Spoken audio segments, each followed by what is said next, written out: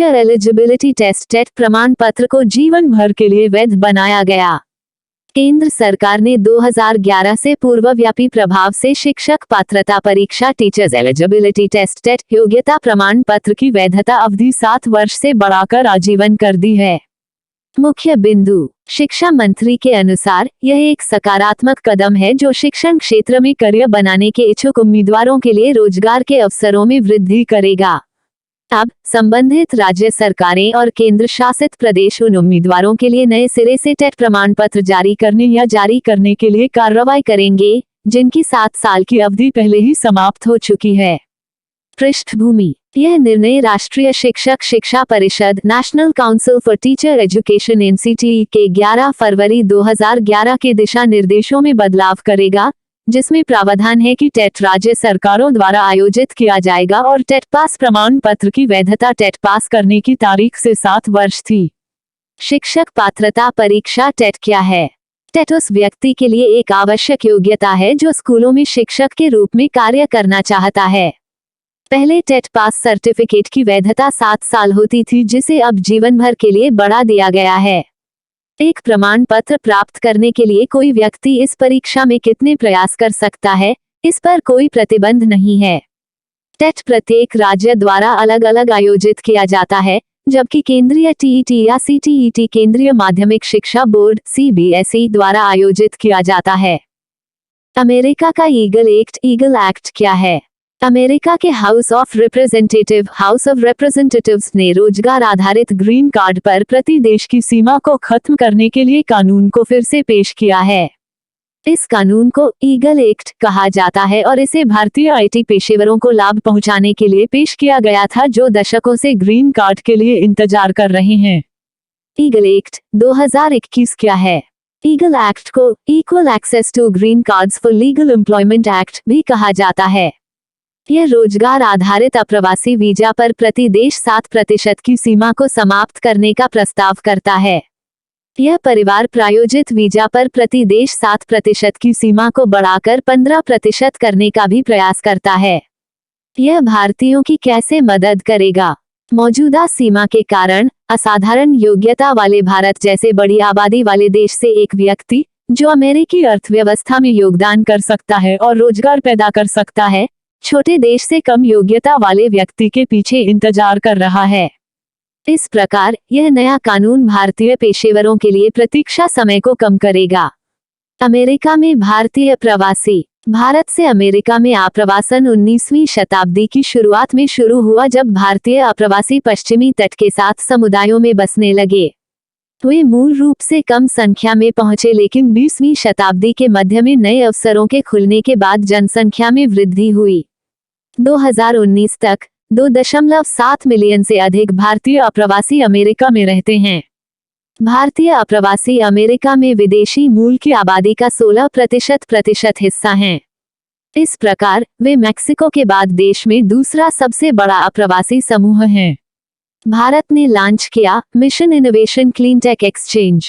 भारत ने स्वच्छ ऊर्जा नवाचार को बढ़ावा देने के लिए सदस्य देशों में इंक्यूबेटरों का एक नेटवर्क बनाने के उद्देश्य से एक वैश्विक पहल mission innovation clean tech exchange launch किया।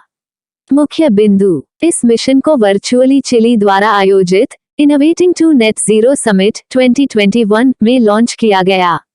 यह विशेषज्ञता, एक्सपर्टीज और बाजार अंतर्दृष्टि मार्केट इनसाइट्स तक पहुंच प्रदान करेगा, जो दुनिया भर में नए बाजारों तक पहुंचने के लिए नई तकनीकों का समर्थन करने के लिए आवश्यक हैं।